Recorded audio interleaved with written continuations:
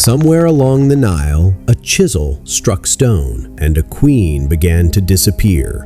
Not in battle, not in death. Years after she was gone, someone wanted the world to forget she ever ruled at all. Stand in the ruins of an Egyptian temple today, and you will see faces missing from the walls, not worn away by wind or time, but deliberately cut out, name by name, image by image. Egyptologists once thought this was the work of an enemy. They were wrong. The person erased here was once the most powerful woman in the ancient world. She ruled for over 20 years, longer than almost any pharaoh before her. She built more monuments than nearly any king in Egyptian history, and then, for centuries, she vanished from memory entirely. Her name was Hatshepsut, and this is the story of how a queen became a king, built an empire, and was almost erased from history forever. Begin in Thebes, around 1500 BCE. The Nile floods on schedule. The temples gleam with fresh paint, and a young princess is born into the most powerful family in Egypt. Her father is Thutmose I, a warrior pharaoh who has pushed Egypt's borders deeper into Nubia and the Levant than any ruler before him. Hatshepsut grows up inside a palace of polished limestone and painted columns, where priests whisper that pharaohs are not merely kings, but living gods on earth. She is married, as royal daughters often are, to her half-brother Thutmose II. It is not romance, it is architecture, the architecture of bloodlines, built to keep power inside one divine family. When her husband takes the throne, Hatshepsut becomes great royal wife, the highest rank a woman in Egypt can hold. She walks temple corridors lined with incense smoke, watches priests perform rituals meant to keep the universe in balance, and learns quietly how power actually moves through a kingdom. No one yet imagines she will hold that power herself. Then comes the moment that changes everything.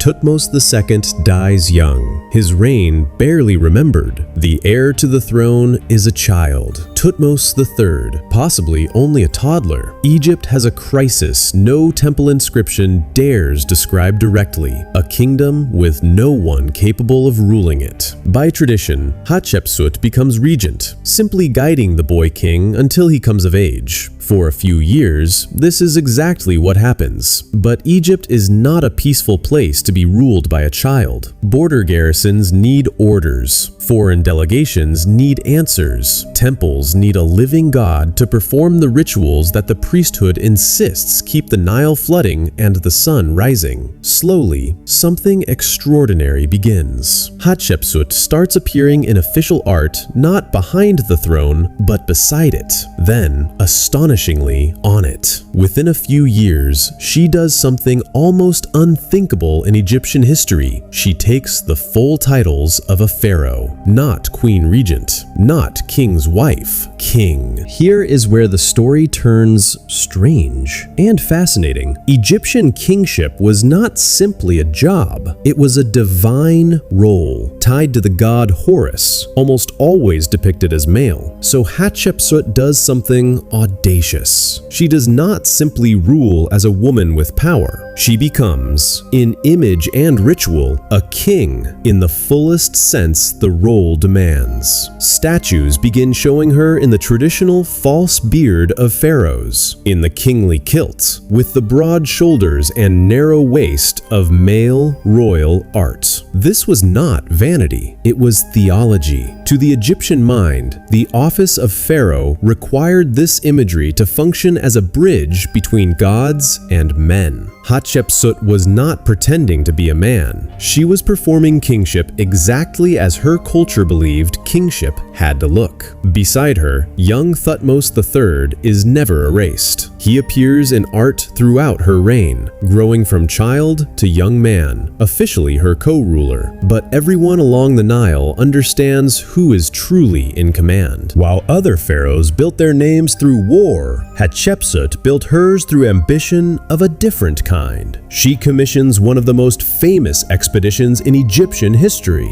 a fleet sent down the Red Sea to the legendary land of Punt, likely along the coast of modern Eritrea or Somalia. Picture the docks of Thebes as ships return, hulls heavy with treasure no one there has ever touched. Frankincense, myrrh trees, roots intact, ready to be replanted in temple gardens. Ebony, ivory, gold, exotic animals never seen on Egyptian soil. The expedition becomes legend, carved in extraordinary detail on the walls of her great temple, a visual record so precise that modern historians still use it to study ancient trade routes. This was not the propaganda of a conqueror, it was the propaganda of a builder, a ruler proving that prosperity, not bloodshed, could define a reign. Travel now to Deir el-Bahari, on the west bank of the Nile, where limestone cliffs rise like the walls of a natural amphitheater. Here, Hatshepsut commissions what may be the most architecturally daring structure in Egyptian history, a mortuary temple unlike anything built before it.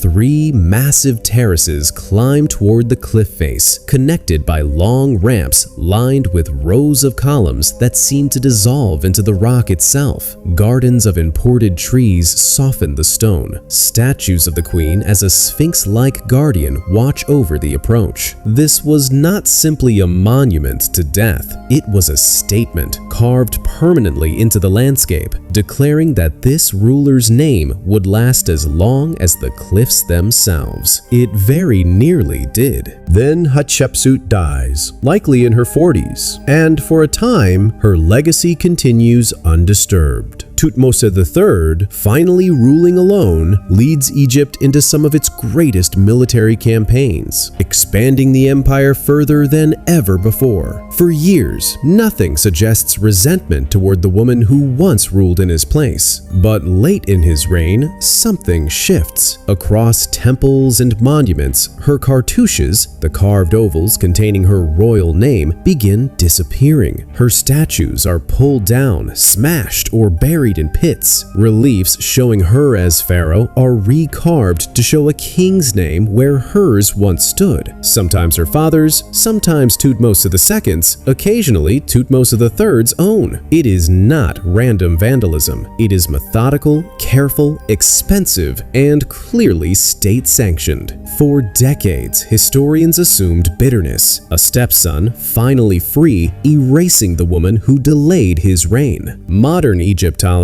tells a more complicated story. The erasure does not happen immediately after her death, but years later, long after any personal resentment would likely have cooled. Some historians now believe the motive was not revenge, but something more bureaucratic and unsettling, an attempt to smooth over an irregularity in the official memory of kingship itself. A woman ruling as a male king did not fit neatly into the religious narrative the priesthood needed for the cosmic order to make sense. Erasing her was not necessarily about erasing a person. It may have been about erasing a complication, so future generations would see only an unbroken line of male pharaohs, each one fitting cleanly into the role the gods supposedly demanded. Whatever the true motive, the effect was the same. For nearly 3,000 years, almost no one would know her name. Fast forward to the 19th century. European archaeologists, reading hieroglyphics for the first time in centuries, find something confusing at Deir el-Bahari, a temple clearly built for a king, yet inscriptions occasionally use feminine grammar. Statues with both masculine regalia and unmistakably feminine facial features. For years, scholars assume some kind of scribal error or a male king with an unusually delicate face. It takes more careful study, more comparisons across damaged inscriptions, before the picture becomes undeniable. The pieces fit together into a single, astonishing identity: a queen who ruled as king, a monument builder whose name had been almost surgically removed from her own civilization.